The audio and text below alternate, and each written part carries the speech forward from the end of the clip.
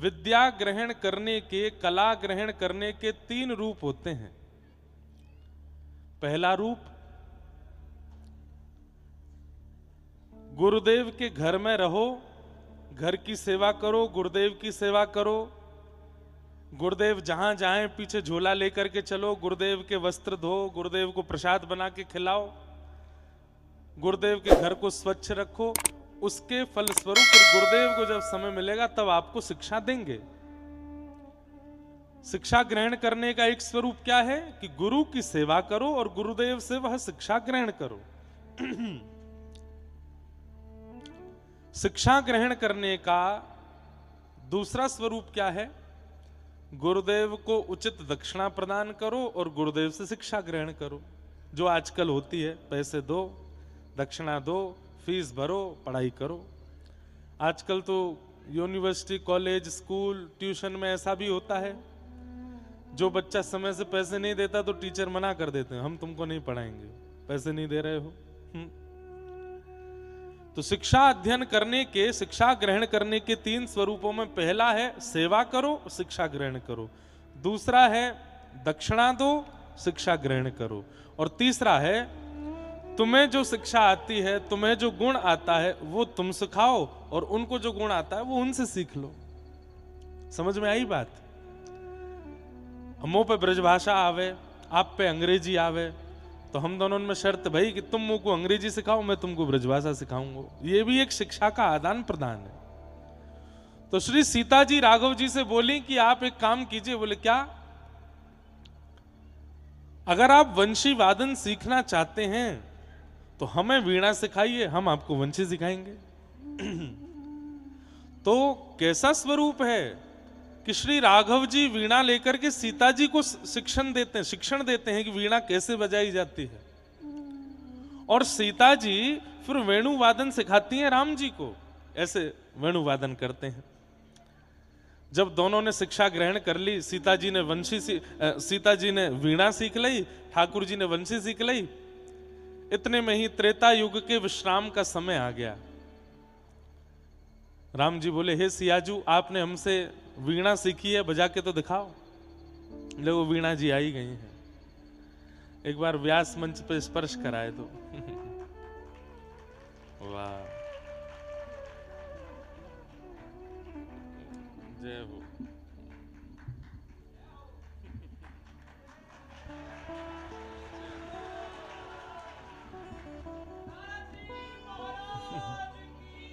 महाराज जी ऐसे तो सितार धारण करें। महाराज जी ऐसे सितार ले में, वीणा तो शायद ऐसे ही रखी जाए सीधी है। तो महाराज जी एक काम करो, या कथा की दक्षिणा मुझको वीणा सिखाई दियो। आहा, वाह, जय हो।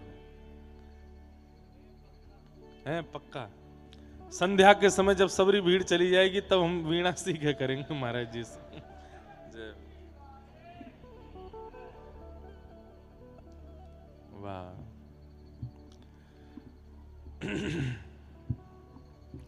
आशा भरी, जय हो। तो मैंने प्रसंग को पूरा करूं ने किधर ध्यान दियो सबरे। अब तो वीणा ही दिखेगी। हम सबका कंठ भी वीणा है। अगर इससे संसारी चर्चा हम करते हैं तो ये वीणा नहीं है, लेकिन इसी से जब श्री ठाकुर जी के युगल नाम को गान करें तो ये कंठ ही वीणा बन जाता है। और इस कंठ पर उच्चारित होने वाले जितने भी नाम हैं उनको झंकृत स्वयं ठाकुर जी करते हैं। तो त्रेता युग का विश्राम आया और राघव जी सियाजू से कह रहे हैं कि आपको मैंने वीणा बजानी सिखाई, आप मुझको सुनाओ। सिया जी बोली, हमने भी आपको वेणु वादन सिखायो, आप भी हमको सुनाओ। लेकिन तभी त्रेता युग को विश्राम आयो, ठाकुर जी को अपनी लीला विश्राम करनी पड़ी। सो ठाकुर जी बोले, हे सियाजू, आप चिंता नहीं करियो, अब द्वापर में मैं कृष्ण बन के आऊंगो, आप श्री राधिका बन के आएंगी, वहां मैं आपको वंशी सुनाऊंगो, आप मुझको वीणा सुनाइयो। तो द्वापर में जो वीणा किशोरी जी बजाती हैं वो त्रेता में राम जी ने सिया जी को सिखाई है, और द्वापर में जो वेणु वाद्य ठाकुर जी करते हैं वो सिया जी ने सिखाई है राम जी को।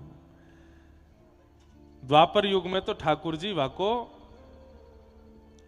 एक प्रकार से अगर कह दें तो अपने गुरुजी को सिखाई हुई विद्या पुनः दोहरा करके बता रहे हैं। हमारी सरस माधुरी जी एक पंक्ति गाते हैं, बस एक दो पंक्ति गा के फिर महाराज जी की हम वीणा सुनेंगे। और यूं मत सोचियो महाराज जी बजा रहे हैं, यही भाव रखियो कि श्री प्रिया जी ही महाराज जी के हस्त कमल में आई हैं, चित्त में आई हैं। वीणा लेके गावे किशोरी राधे, वीणा लेके गावे किशोरी राधे, वीणा लेके गावे किशोरी राधे,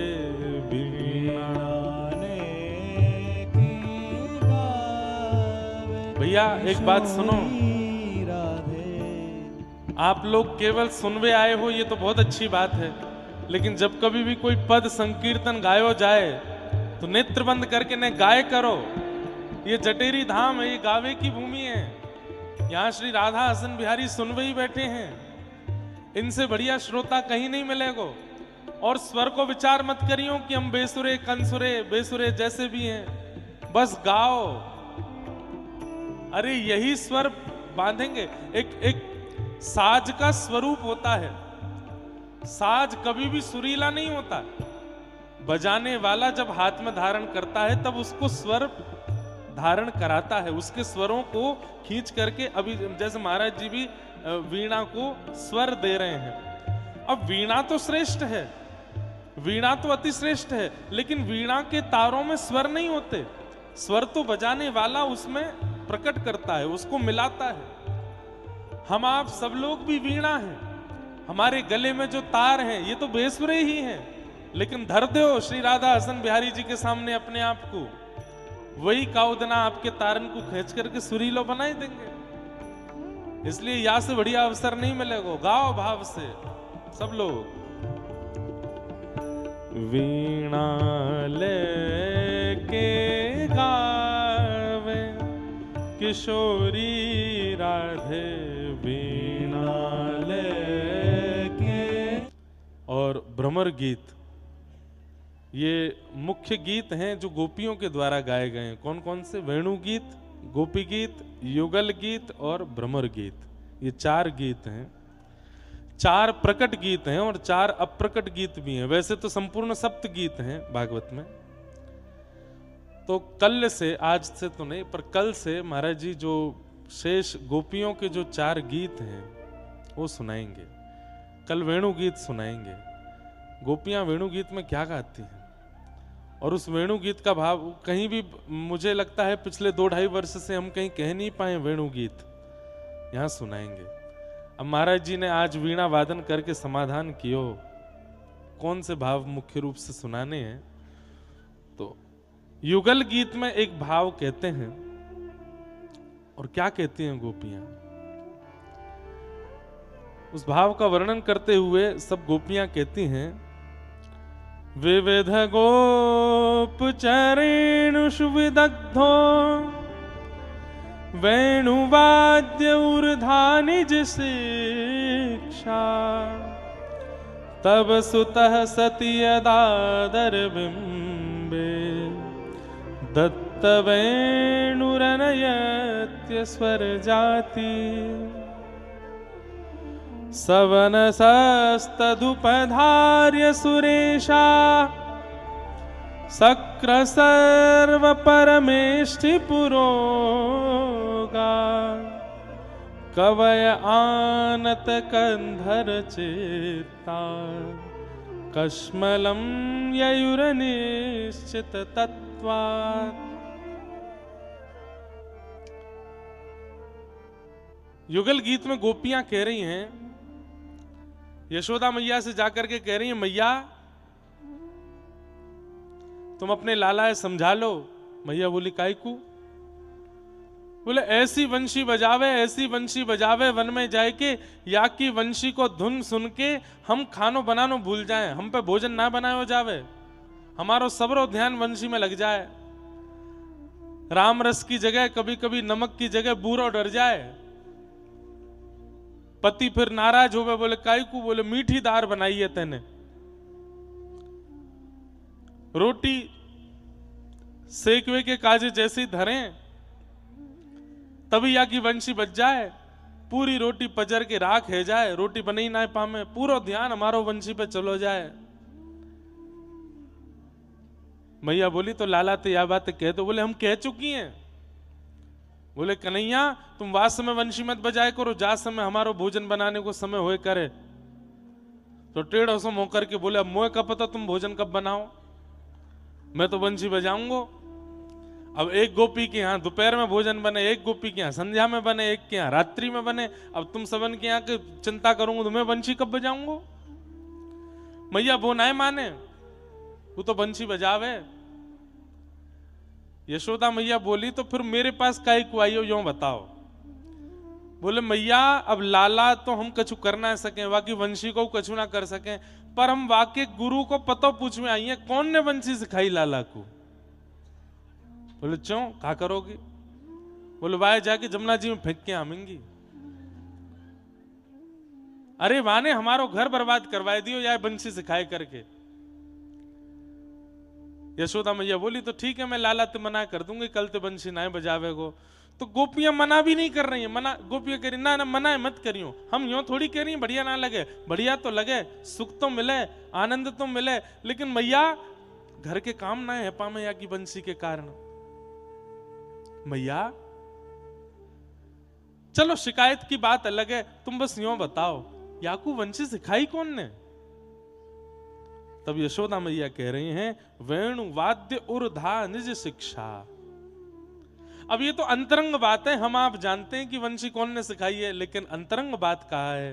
अंतरंग बात है कि वंशी श्री जी ने सिखाई है, लेकिन प्रकट रूप में यशोदा मैया ये जाने कि मेरो लाला स्वयं बंसी बजानो सीख गयो, निज शिक्षा। याकू कोई ने सिखाई नहीं है, खुद जाने। परंतु वास्तविकता यह है कि ये तो श्री प्रिया जी ने सिखाई है ठाकुर जी को। वेणु वाद्य उर्धा निज शिक्षा। युगल गीत में वर्णन करते हैं, सवनसस तदुपधार्य सुरेशाह सक्र सर्व परमेष्ठि पुरोगा।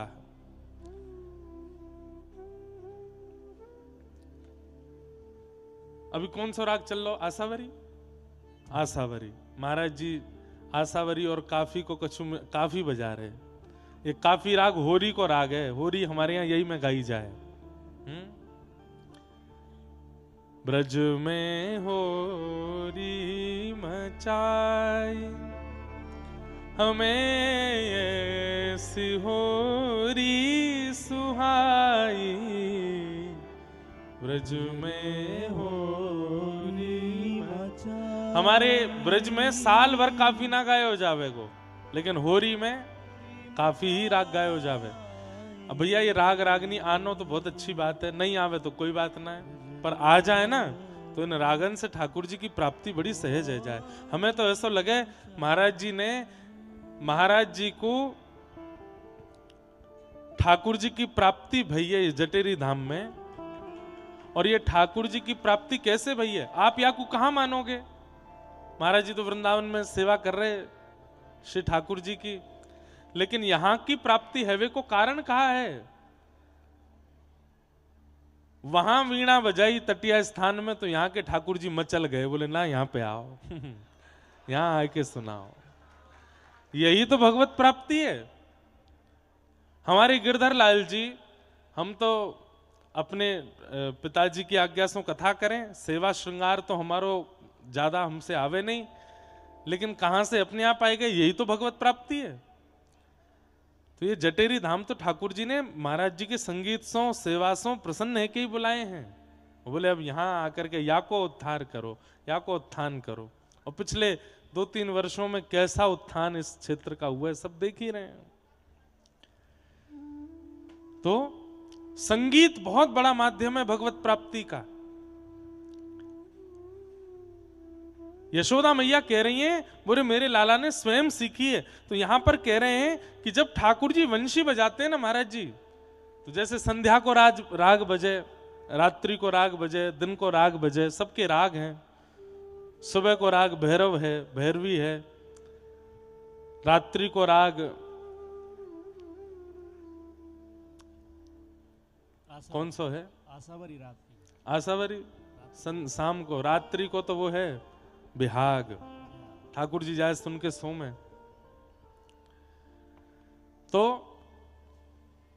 अगर ठाकुर जी सुबह को राग बजा रहे हैं संध्या में, तो सूर्य दोबारा उदय हो जाते हैं। क्यों? ठाकुर जी सुबह को राग बजा रहे हैं। और अगर ठाकुर जी भोर में रात्रि को राग बजा रहे हैं, तो अभी अभी सूर्य उदय भयो, तुरंत अस्ताचल को चलो जाएगो, चंद्रमा आवेगो। क्यों? ठाकुर जी रात्रि को राग बजा रहे हैं, सवनस राग बजाते हैं। मतलब सूर्य चंद्रमा बिल्कुल तैयारी कर लें, जैसे ही ठाकुर जी वेणु लेकर के अपने अधर पर धारण करें, सुई सूर्य चंद्र में लड़ाई है जाए, ये कौन सा राग बज रहा है।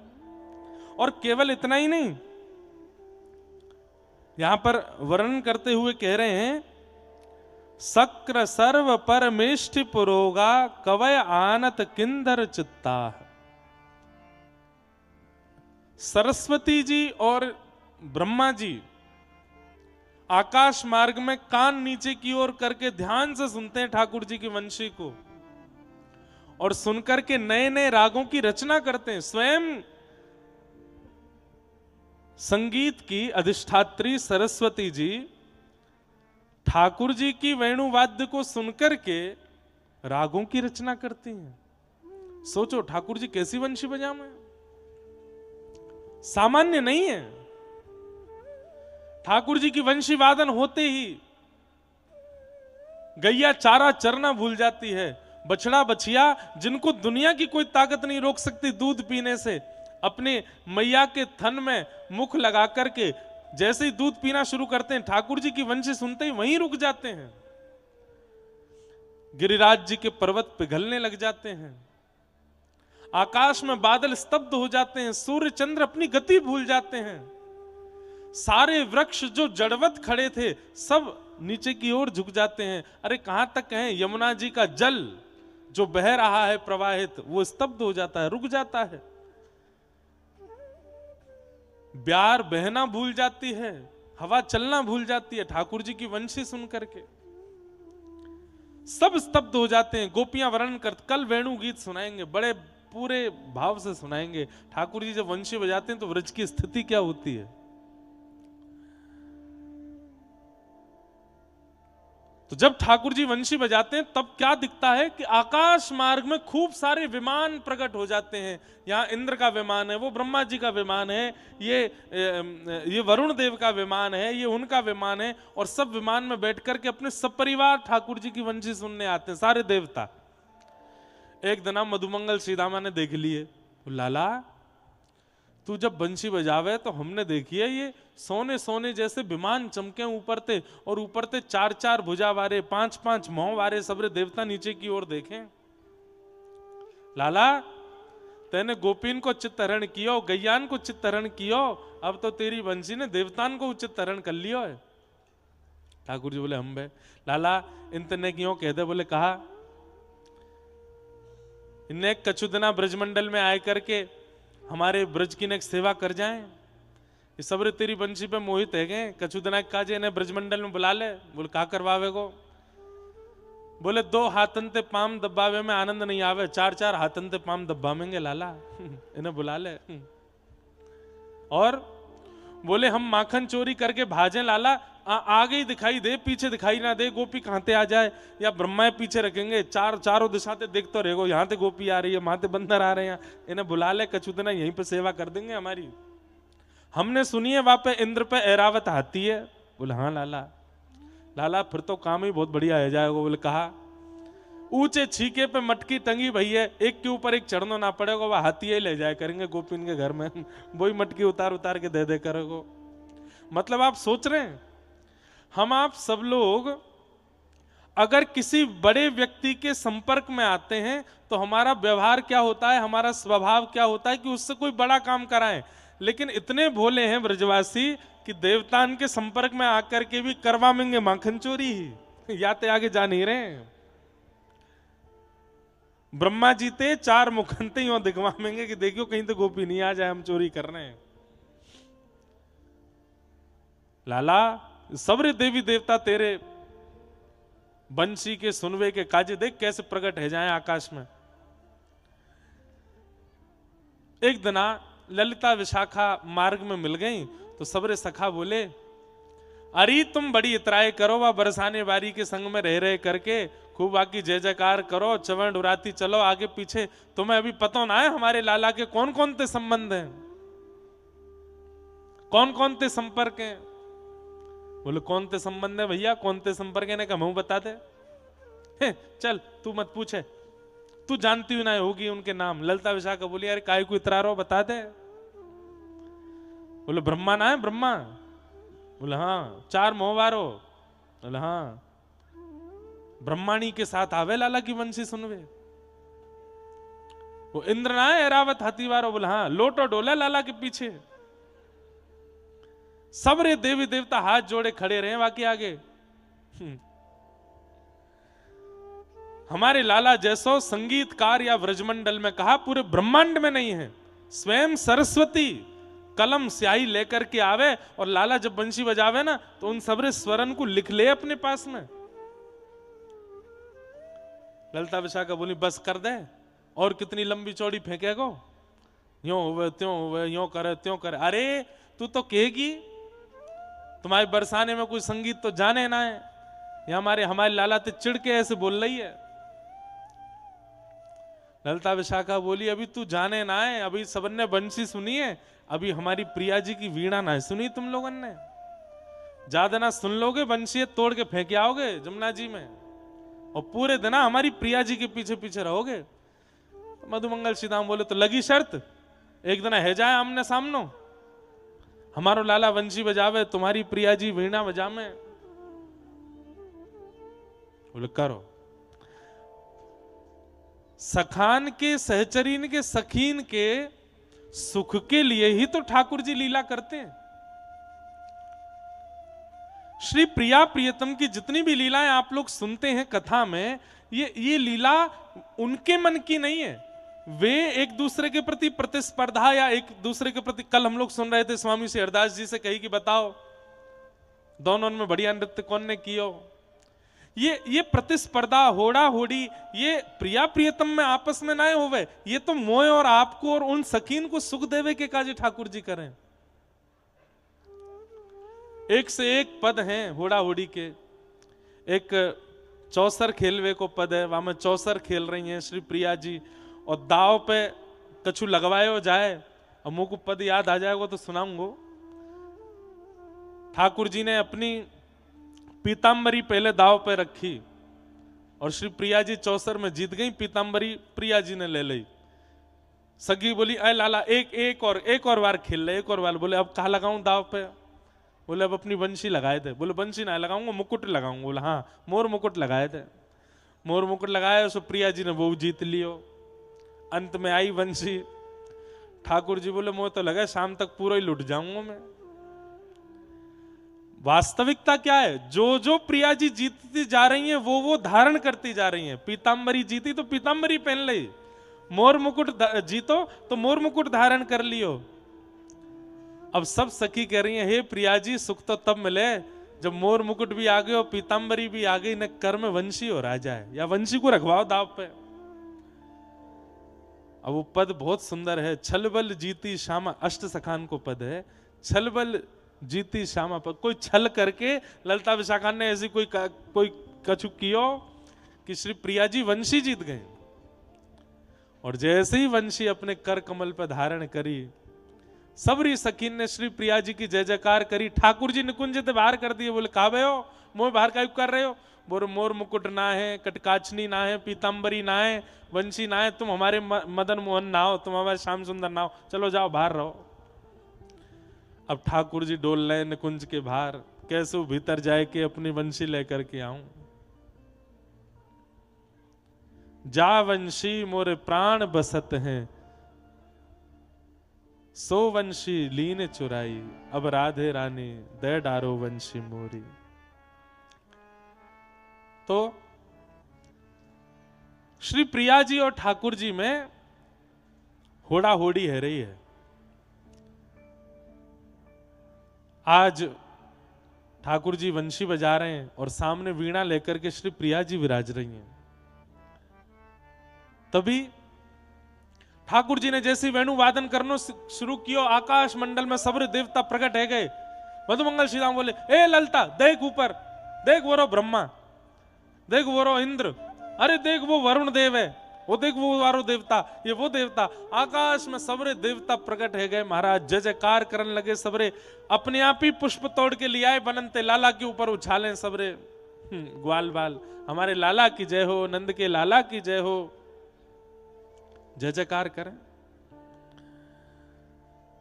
ललता विशाखा आदि सब सखी बोली, है गयो? बोले हाँ है गयो। बोले अब हमारी प्रिया जी वीणा बजाएंगी। सब लोग इधर देखो, ध्यान से सुनो कथा।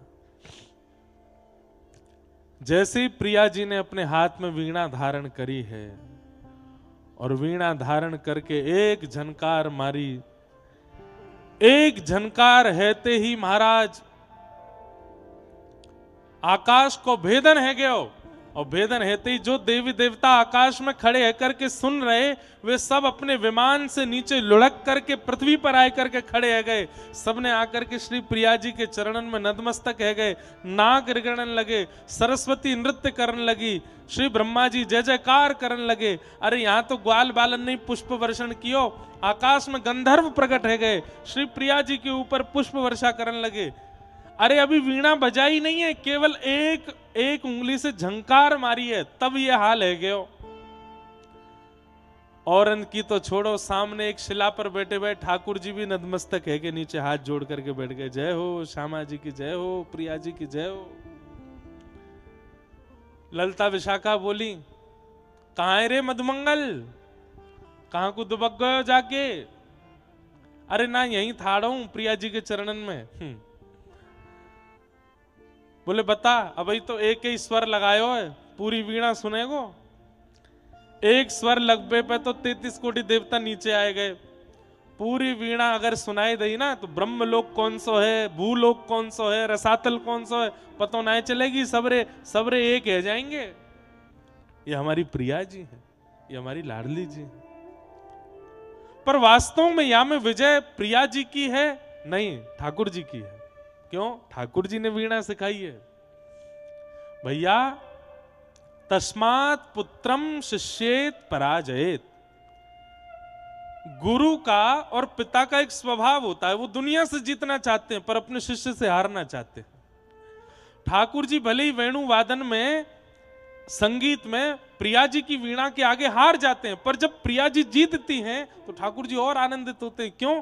त्रेता में हम जब राम थे, हमने ही तो वीणा सिखाई इनको, हमारी सिखाई हुई वीणा ही तो आज ठाकुर जी आज ये बजा रहे हैं। आहा। फिर वाक्य बाद भी एक पद आवे कि ठाकुर जी ने फिर प्रिया जी के चरणों में प्रणाम करके कही, हे श्यामाजू अब ये वीणा मुंह को सिखाओ। और श्री ठाकुर जी रोज संध्या काल में ट्यूशन पढ़ने जाते हैं प्रिया जी से, वीणा सीख वे जामे कैसे वीणा बजाई जाए। तो ऐसे सब क्रम हैं, ऐसे सब सुनाए जामे भाव। इन्हीं सब रस की चर्चान में ही रसिक जन पड़े रहे, रसिक जन रमे रहे। तो आज महाराज जी जब वीणा बजा रहे तो मन में भाव आयो कि यही वीणा सुनवे के काजे ठाकुर जी ने आपको यहाँ जटेरी धाम बुलायो है, आपको यहाँ पर आमंत्रित कियो है। आहा। एक बहुत सुंदर पद है। आज जब मैं आ रहे हो यहाँ पे तो पड़वे में आए हो तो मैंने सोची कि आज ये लीला सुना करके कथा में प्रवेश करेंगे। बहुत सुंदर भाव है। आहा।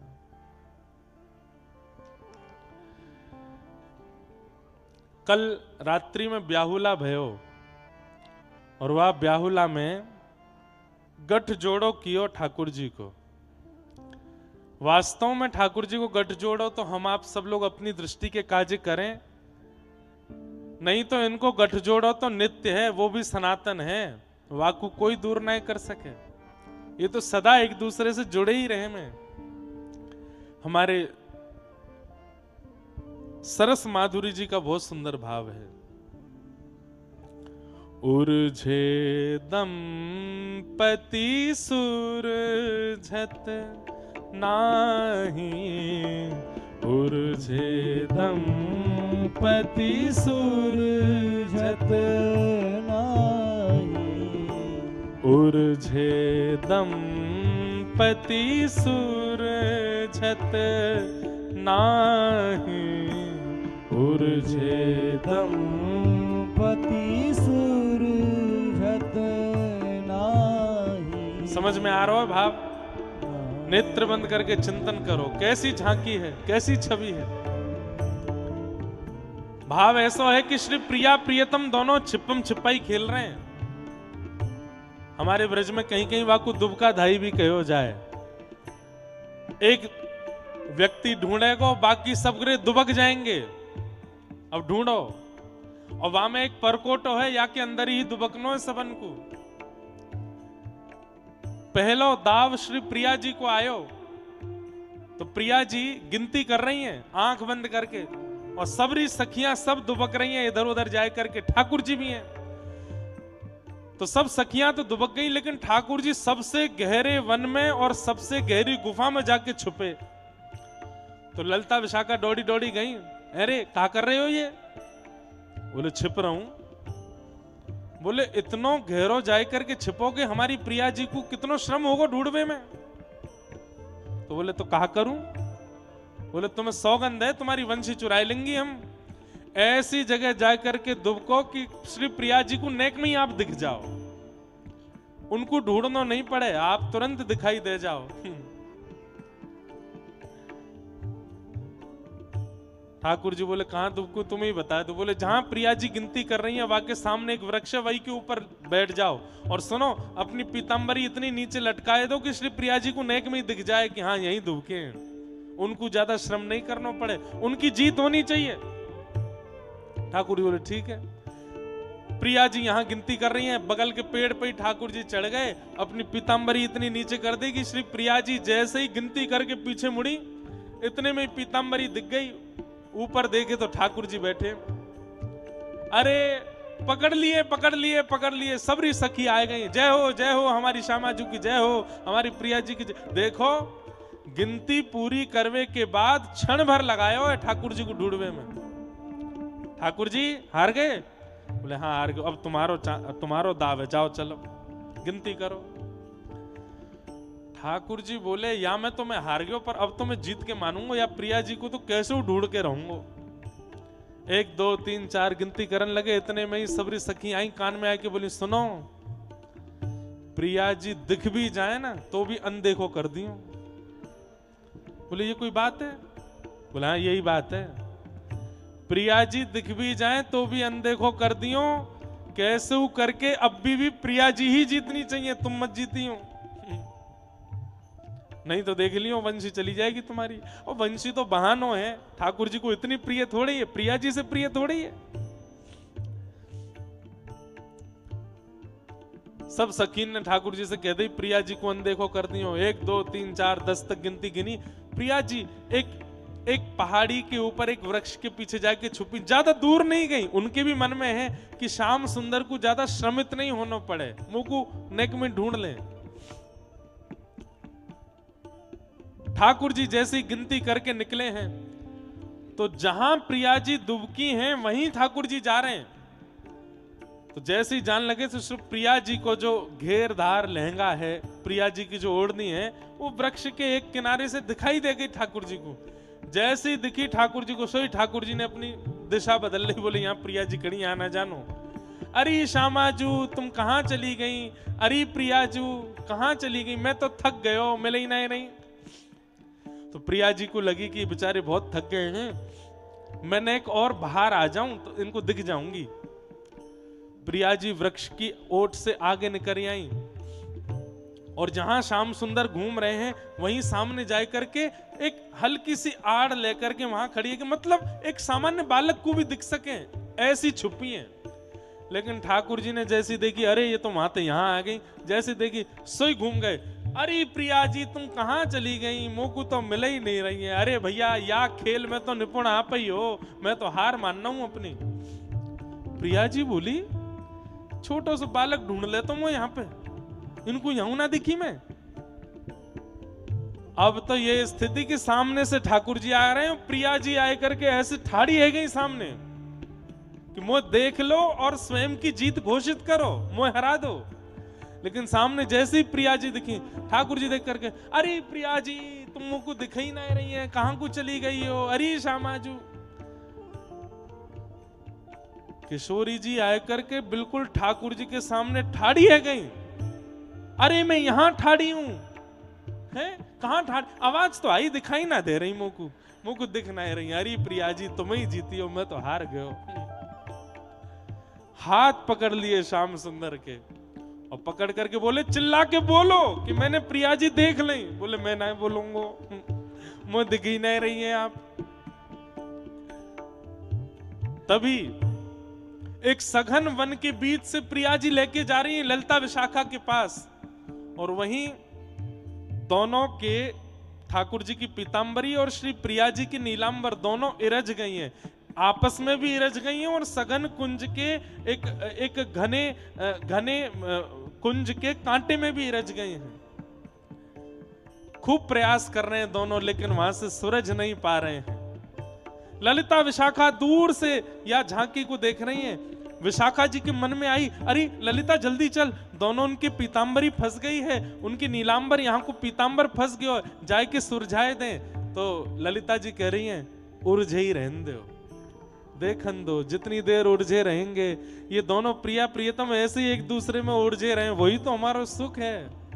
तब श्री सरस माधुरी जी गा रहे हैं, उर्झे दंपति सुरझत नाही, उर्झे दंपति सुरझत नाही। भैया जोर ना पड़ेगो गावे में, इतनी सरल भाषा है, ऐसा सुंदर स्थान है, ऐसी सुंदर संगति संतन की है, श्री गंधमादन पर्वत की ओट है, यहाँ से बढ़िया अवसर नहीं मिलेगा। गाओ भाव में भर के,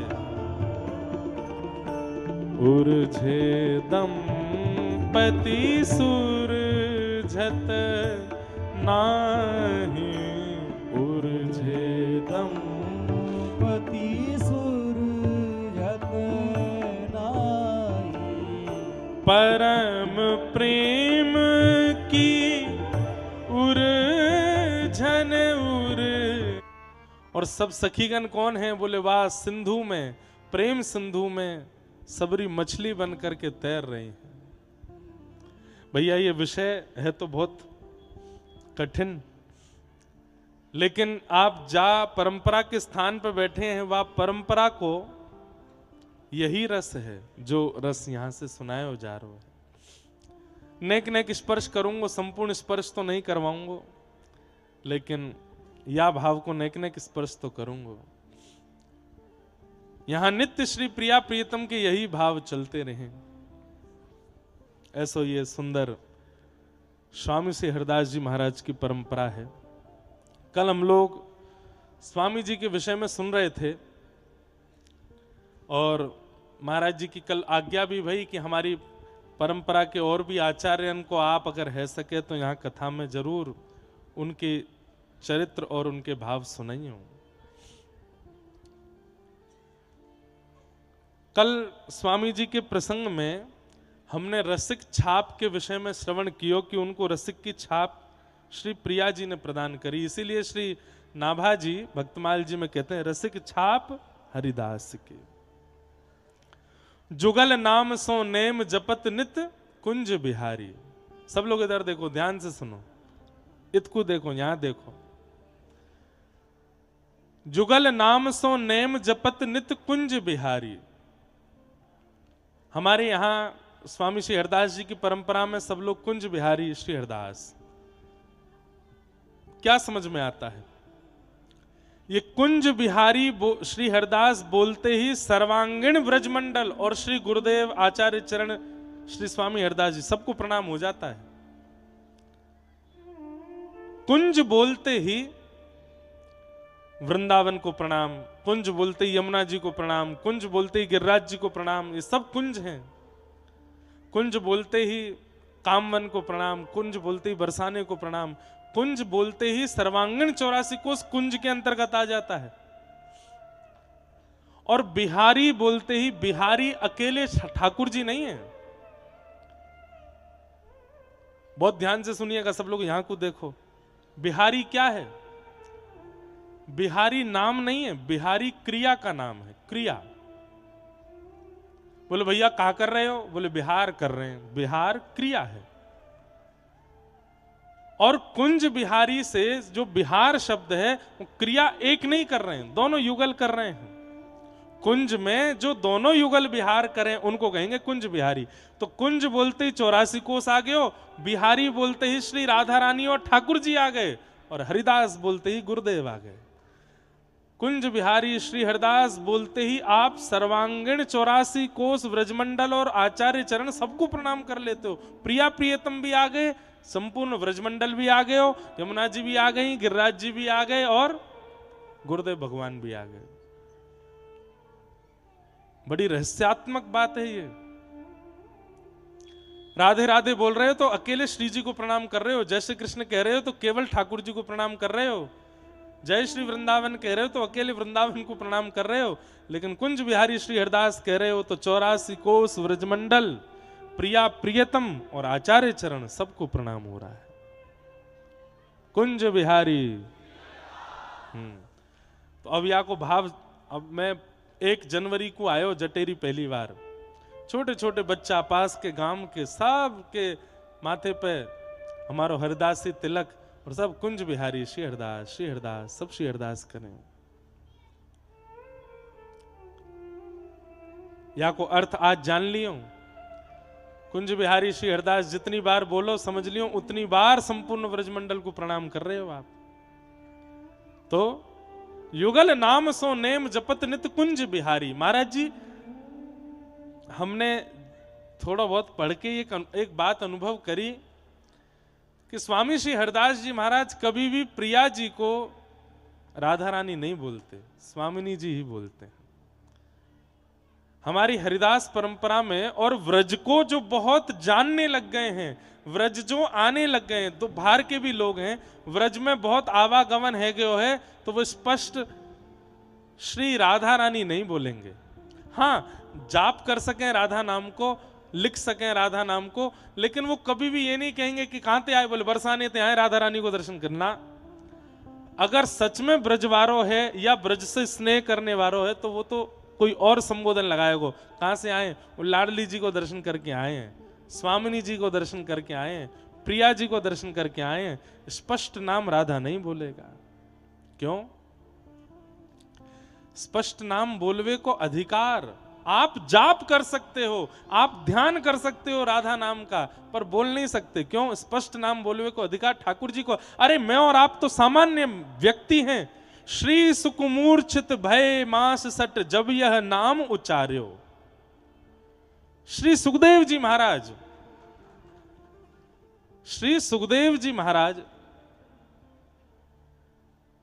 राधा नाम बोलते ही 6 महीने की समाधि लग जाती है उनकी।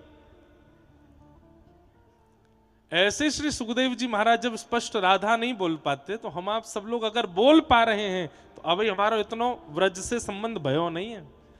व्रज से संबंध, संपर्क और भाव स्थापित जादना है जाएगो। वादना प्रिया जी बोलन लगोगे, वादना श्यामा जी बोलन लगोगे, वादना लाडली जी बोलन लगोगे, राधा रानी नहीं। राधा हम गावें, हम जपें, वो बात अलग है, पर संबोधन तो फिर प्रिया जी या श्यामा जी को ही होगा। तो हमारे श्री स्वामी हरदास जी ने कभी राधा रानी नहीं कही, हमेशा श्यामा जी। अब हमारे हित संप्रदाय में तो श्री राधा नाम ही सब चले, कहां नहीं चले, सब जगह चले, पर वहां पर भी आचार्य चरण श्री राधा स्पष्ट नहीं, स्वामिनी जी बोलेंगे जरूर, प्रिया जी बोल, और हित संप्रदाय में तो और बढ़िया बोले, बोले कहा श्री जी। दोनों युगल को श्री जी ही बोलते हैं, ठाकुर जी भी नहीं बोलते। वहां राधा वल्लभ जी को भी श्री जी बोलते हैं, प्रिया जी को भी श्री जी बोलते हैं। कौन है? बोले श्री जी। कहां जा रहे हैं? बोले श्री जी के दर्शन करवे जा रहे हैं। कहां जा रहे हैं? बोले श्री जी के पास जा रहे हैं। कहां को प्रसाद? बोले श्री जी को प्रसाद है। श्री जी बोलते ही मतलब श्री राधा वल्लभ जी को प्रसाद है। तो ये बड़ी अंतरंग बातें, और ये होता है बंधुओं, प्रेम जब अपनी स्थिति को प्राप्त होने लगता है तो आप स्पष्ट उच्चारण बंद कर देते हो। आप पहली बार दीक्षा लेते हैं तो दीक्षा लेने के बाद कोई पूछे आपके गुरुदेव का नाम क्या है, तो आप नाम बोल देते हो, हमारे गुरुदेव परम पूजनीय वहां के वो महाराज जी हैं। अच्छा, लेकिन जैसे जैसे आपकी दीक्षा और दिन निकलते जाते हैं, गुरुदेव से संबंध बनता जाता है, तो आप फिर कान भी पकड़ना शुरू कर देते हैं, सिर झुकाना भी शुरू कर देते हैं। परम पूजनीय प्रातः स्मरणीय, उनका नाम नहीं बोलते, फिर क्या बोलोगे? श्री तटीय स्थान वाले पूज्य महाराज जी, मलुक पीठ वाले पूज्य महाराज जी, जटेरी धाम वाले पूज्य महाराज जी, गोरीलाल कुंज वाले महाराज जी, केली कुंज वाले महाराज जी। आप स्थान से उनका नाम बोलने लगते हैं। इसका मतलब क्या है? स्पष्ट नाम उच्चारण। अत्यंत प्रेमी व्यक्ति स्पष्ट नाम उच्चारण नहीं करता, और यह शास्त्रीय बात भी है। पत्नी का नाम, पति का नाम, पत्नी का नाम उच्चारण ब्याह के कुछ दिन बाद तो हो सकता है आप करो, कुछ दिन तक, पर उसके बाद आप संबोधन में कुछ और बोलने लगोगे। या तो बेटे के नाम से उसकी मम्मी सुनो, या फिर कोई और भाव से बुलाने लगोगे। इसलिए पत्नी का नाम स्पष्ट उच्चारण नहीं करना चाहिए, शास्त्रीय बात है। पत्नी को पति का नाम स्पष्ट उच्चारण नहीं करना चाहिए। तीसरा कहते हैं स्वनाम, अपना नाम भी बार बार नहीं बोलना चाहिए। अपने नाम का उच्चारण भी बहुत नहीं करना चाहिए। स्वनाम उच्चारण नहीं करना चाहिए। इसलिए हमारे संत जनों से सीखो। हमारे व्रजमंडल में बोलेंगे कि दास को निमंत्रण मिल गया, दास जल्दी योजना बनाएगा, ऐसे व्रज के लोग बोलते हैं, वृंदावन के। अपने आप को दास बोलेंगे। तो जैसे महाराज जी को फोन आया, हाँ भैया कब तक आ रहे हो? मैंने कहा महाराज जी दास इतने बजे तक पहुंच जाएगा। अपना नाम नहीं, दास बोलेंगे। और वहीं अयोध्या के लोगों से आप मिलोगे, चित्रकूट अयोध्या के, तो वो कैसे बोलते हैं? अपने राम को बहुत तेज भूख लगी है, नेक का छुपाएंगे, अपने राम प्यासे हैं, अपने राम सोनो चाहवे, अपने राम कहीं जानो चाहवे, अपने राम वहां से आएंगे। मैं शब्द का प्रयोग भी नहीं करते हैं अत्यंत रसिक जन लोग। मैंने वासे कही, मैं वहां गयो, मैं वहां ते आयो ना, दास वहां गयो, दास वहां ते आयो। अपने राम वहां गए, अपने राम वहां से आए, अपने श्याम वहां गए, अपने श्याम वहां से आए, ऐसा भाव रखते हैं। तो पत्नी का नाम, पति का नाम, स्वनाम और गुरुदेव का नाम और बड़े पुत्र का नाम, ये उच्चारण करने के लिए शास्त्रों में निषेध बताया गया है। और होता क्या है? गुरु के प्रति अपराध लगता है नाम बोलने से, भजन घटता है। अपना नाम बोलने से अहम बढ़ता है। पत्नी का या पति का नाम बोलने से और पुत्र का नाम बोलने से आयु क्षीण होती है, उनकी आयु घटती है। इसलिए ये नाम उच्चारण नहीं करने चाहिए। हमारा प्रिया जी से इतना स्नेह है, हमारा श्री किशोरी जी से इतना भाव है, हम स्पष्ट नाम कैसे बोल सकते हैं? और स्पष्ट नाम बोलने का अधिकार ठाकुर जी का है। हम तो श्री प्रिया जी, हम तो श्री किशोरी जी ऐसे, हाँ कीर्तन में गाओ, भजन में गाओ, नाम में जपो, पर जब किसी से चर्चा करो तो प्रिया जी कहो या स्वामिनी जी कहो। युगल नाम सोनेम जपत नित कुंज बिहारी, स्वामी जी नित्य कुंज बिहारी यही जपते रहते हैं, यही भजते रहते हैं, और कुछ नहीं। अवलोकत रहे केली सखी सुख के अधिकारी, और नित्य क्या करते हैं? श्री प्रिया प्रियतम की केली का ही चिंतन करते हैं। कल हम लोग अनुभव कर रहे थे, नित्य प्रिया प्रियतम की केली का ही चिंतन करते रहते हैं। एक बड़ी प्रसिद्ध कथा है, आप सबने पता नहीं सुनी कि नहीं। एक बार एक बहुत बड़ा व्यक्ति लाहौर का खूब महंगा वाला इत्र लेकर के आया और उसके मन में भाव था कि मैं श्री बिहारी जी प्रकट हुए वृंदावन में, उनको अर्पित करूंगा। इत्र इतना सुगंधित था कि लाहौर से वृंदावन तक जब वो इत्र लेकर के आ रहा था, जिस जिस नगर से निकला उसके आसपास के क्षेत्रों तक उसकी सुगंधी फैलने लगी। सुगंधी के कारण लोग बाग जाके पूछने लगे, भैया ये इतनी सुगंधी आ रही है, क्या है? बोले वृंदावन में बिहारी जी प्रकट हुए, उनके लिए इत्र लेके जा रहा हूं। ऐसा अद्भुत इत्र। निधिवन राज में पहुंचे तो वहां सेवकों ने बताया, ठाकुर जी तो अभी राजभोग आरोग रहे हैं, तुम यमुना तट पे चले जाओ, वहां स्वामी श्री हरदास जी को पहले प्रणाम करके आओ। स्वामी जी मानसी में विराजमान थे, नेत्र बंद करके यमुना तट पर बैठे थे। भक्त ने जाकर करके प्रणाम कियो। स्वामी जी मानसी में चिंतन कर रहे हैं, नित्य केली का चिंतन। आज प्रिया प्रियतम क्या विहार कर रहे हैं, क्या विचार कर रहे हैं। बंधुओं एक बात और सुनो, वैसे तो यहां ज्यादातर लोग ऐसे नहीं बैठे जो मानसी करते होंगे, लेकिन फिर भी मानसी दो चार लोग जो करते हैं या जो लोग लाइव सुन रहे हैं, मानसी अगर करते हैं तो मानसी में एक बात का बहुत विचार कीजिएगा। मानसी क्या होती है? नेत्र बंद करके अपने हृदय कुंज में ही श्री प्रिया प्रियतम की किसी लीला का चिंतन करना, इसको मानसी सेवा कहते हैं। मानसी में दो बातों का विशेष ध्यान रखना। पहली बात, मानसी में यदि कुछ ऐसा अनुभव हो जाए जो नहीं होना चाहिए, सांसारिक विषय, सांसारिक व्यवहार, सांसारिक काम क्रोध लोभ मोह आदि यदि मानसी में चिंतन में आ जाए, तुरंत मानसी से बाहर आकर के कुछ दिन बिना मानसी के भजन कीजिए।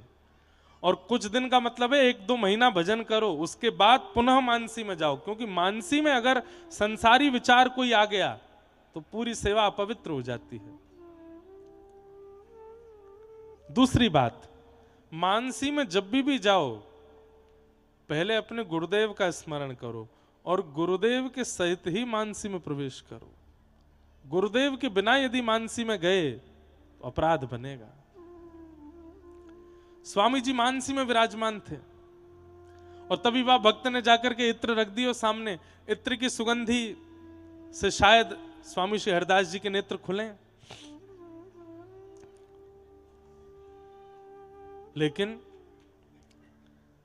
थोड़ी देर तक चिंतन करने के बाद जब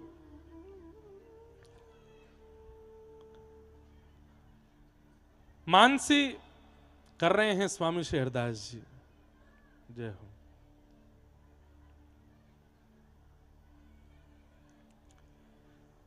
वह भक्त ने जाकर के इत्र रख दी और मन में भाव ये रखो कि इत्र की सुगंधी आवेगी तो ये नेत्र खोल करके पूछेंगे, भैया इत्र कौन लायो, इत्र कौन लेके आयो।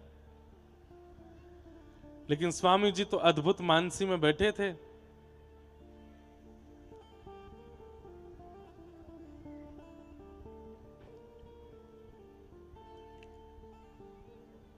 जय जय भक्त इत्र लेकर के गयो स्वामी जी की बिहारी जी की सेवा के काजे, लेकिन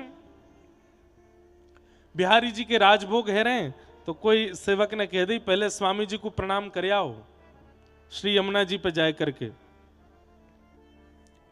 अब वो भक्त यमुना जी पे जैसी आयो तो स्वामी जी यहां मानसी में बैठे हैं।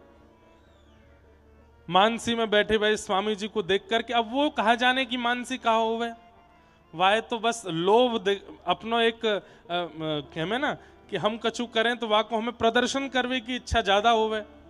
वाह के मन में तो ये भाव हो कि जो इत्र में लेके आया हूं या इत्र को देख करके स्वामी जी प्रशंसा कर दें और सबके सामने वाहवाही कर दें तो वाते मेरो काम बनेगो। स्वामी जी ध्यानस्थ बैठे हैं, इत्र खोल के वाने वहां सामने धर दियो। यहां स्वामी जी ध्यान में बैठे बैठे मानसी में बैठे बैठे अचानक तिजन कहा भाव आयो और आसपास अपनो हाथ घुमाने लगे और जैसे ही वो इत्र हाथ में आयो